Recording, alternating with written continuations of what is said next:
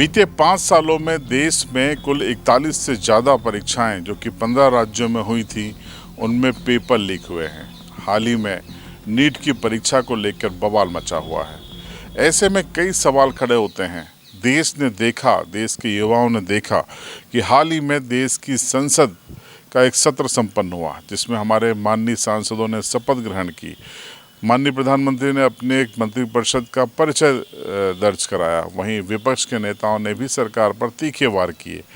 लेकिन मैं इंतज़ार कर रहा था एक ऐसे सेशन का जो कि लोकसभा में और राज्यसभा में या संयुक्त रूप से होता, जिसमें पक्ष और विपक्ष बैठकर देश भर में जो परीक्षाओं में पेपर लीक हो रहा है, जिसमें करोड़ों युवाओं का भविष्य बर्बाद हो रहा है, उनका भविष्य दांव पर लगा हुआ है, उस पर मंथन करते, उस पर चर्चा करते, उस पर डिस्कशन होता, आरोप प्रत्यारोप भी होते। सरकार की विफलता विपक्ष गिनाता तो सरकार उनको आश्वस्त करती, क्योंकि डेटा बोल रहा है कि 41 परीक्षाएं बीते 5 सालों में और 15 राज्यों में अंजाम तक नहीं पहुंच पाई हैं। मध्य प्रदेश की हम बात करें तो मध्य प्रदेश पीएससी बीते 5 सालों में नतीजे तो दे रही है, लेकिन आधे अधूरे दे रही है।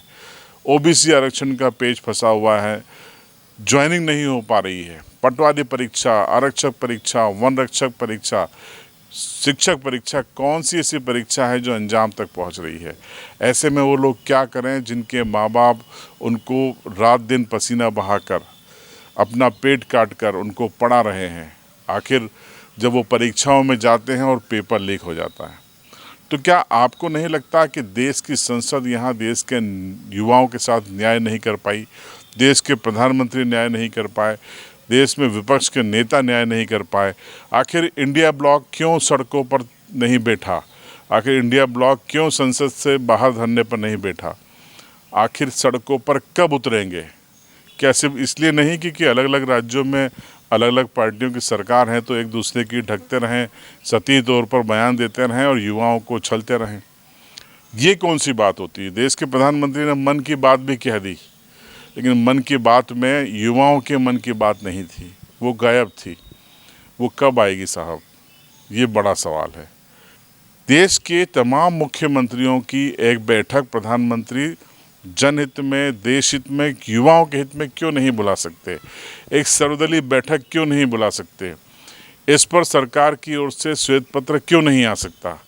क्यों सरकार अपने इस ईगो में जी रही है कि सरकार, सत्ता इकबाल से चलती है? लोकतंत्र में कैसा इकबाल? किसको आप पावर बता रहे हैं? देश का युवा आपका नागरिक है, वो परेशान है, वो सड़कों पर उतरता है तो आपकी पुलिस की लाठियां खाता है, उस पर मुकदमे दर्ज हो जाते हैं। ये कैसा लोकतंत्र है? उसे अपने हेल्दी विरोध प्रदर्शन का भी अधिकार नहीं है। हम दुनिया भर में दुनिया के सबसे बड़े लोकतंत्र होने का ढोंग रचते हैं, ढिंढोरा पीटते हैं, लेकिन देश के करोड़ों युवाओं के साथ हम न्याय नहीं कर पाते। तो ये ढिंढोरा पीटना बंद कीजिए। आपको क्या लगता है, क्या संसद को, सरकार को, विपक्ष को संयुक्त रूप से मंथन करना चाहिए? क्या रात 8 बजे प्रधानमंत्री को टेलीविज़न पर आकर कुछ कहना चाहिए? अलग अलग राज्यों के मुख्यमंत्रियों को करना चाहिए? कोई पहल क्यों नहीं करता? तो फिर ये कैसी सियासत है, ये कैसी राजसत्ता है, ये कैसा शासन है? ये मुझे समझ में नहीं आता।